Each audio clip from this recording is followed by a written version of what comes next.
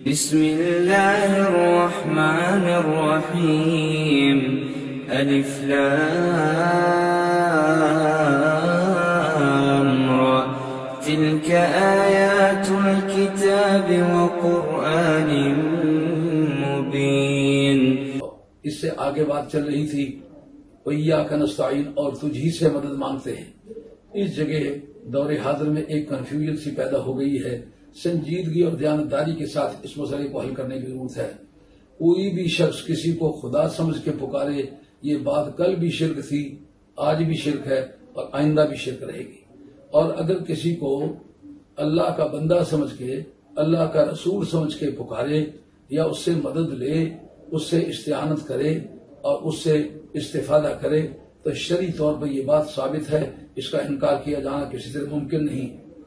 تفسیر کے اندر قرآن کے بعد سب سے پہلی تفسیر وہ ہے جو قرآن خود کرے، اور اس کے بعد کی تفسیر وہ ہے جو سرکار دو عالم علیہ السلام کی ذات بابرکات کرے۔ اس کے بعد کی تفسیر وہ ہے جو صحابہ کرام رضوان اللہ تعالی مجمعین کرے۔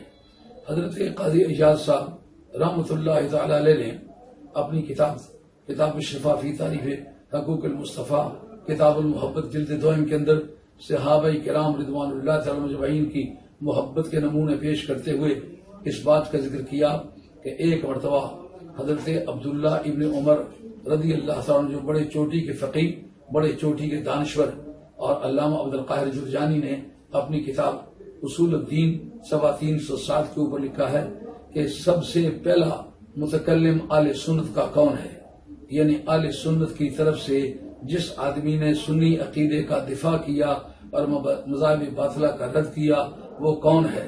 کہتے ہیں صحابہ میں سب سے پہلا متکلم جو ہے وہ حضرت علی مرتضی شیر خدا ہے۔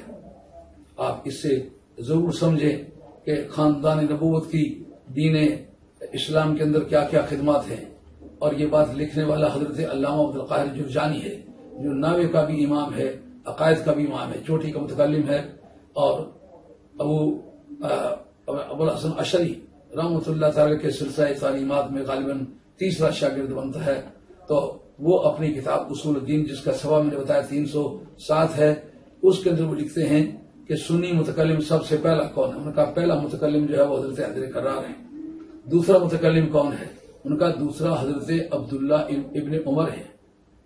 اور تیسرا متکلم کہتے ہیں تیسرا متکلم تابعین میں سے حضرت عمر بن عبدالعزیز ہے، اور چوتھا متکلم حضرت زید بن علی ہے جو امام ابو حنیفہ رضی اللہ عنہ کا مرشد ہے، جن کے ساتھ حضرت امام ابو حنیفہ کی بیعت ہے۔ اور اس کو امام عبدالکریم شارستانی رحمۃ اللہ تعالی نے کتاب الملل والنحل جلد اول کے صفحہ 155 کے اندر لکھا ہے کہ حضرت زید بن علی کے ساتھ جناب امام ابو حنیفہ رضی اللہ عنہ کی بیعت تھی، اور اسی بیعت پر قائم رہ کے انہوں نے وصال فرمایا جیل خانے کے اندر۔ کیا وہ خوبصورت لوگ ہوئے ہوں گے جنہیں دین حق پر استقامت کی وجہ سے جیلیں کاٹنی پڑی لیکن ثابت قدم رہے، ایک دن کے لیے بھی کسی کے ملازم نہیں ہوئے تاکہ ہماری رائے کسی سے زیر بار نہ ہو۔ تو اب تفسیر میں ان لوگوں کا مقام بلند ہوگا۔ امام ابو حنیفہ رضی اللہ عنہ تابعین میں سے ہیں، تو تابعین کو جتنی تفسیر کا علم ہے اتنا دوسرے بعد کے آنے والے لوگوں کو تو نہیں ہے۔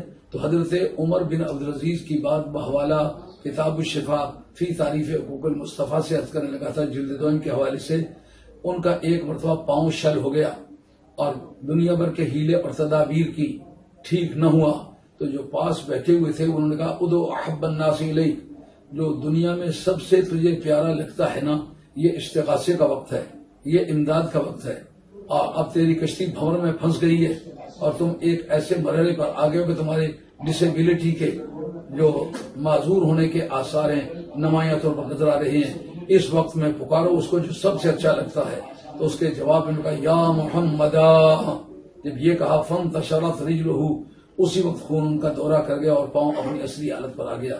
یہ نمونہ ملتا ہے کہ نبی کریم علیہ السلام کے یہ وصال کے ایام ہو چکے ہوئے ہیں۔ سرکار دو عالم علیہ السلام قبر اثر میں جلوہ فرما ہے، اور حضرت کا صحابی کسی مصیبت میں مبتلا ہو کر سرکار دو عالم علیہ السلام کو پکارتا ہے۔ اگر جو اللہ کے بندوں سے مدد مانگنا ممنوع ہوتا تو یہی اس جگہ حضرت عبداللہ بن عمر کبھی نہ کہتے یا محمد، یہ استغاثے کا وقت ہے۔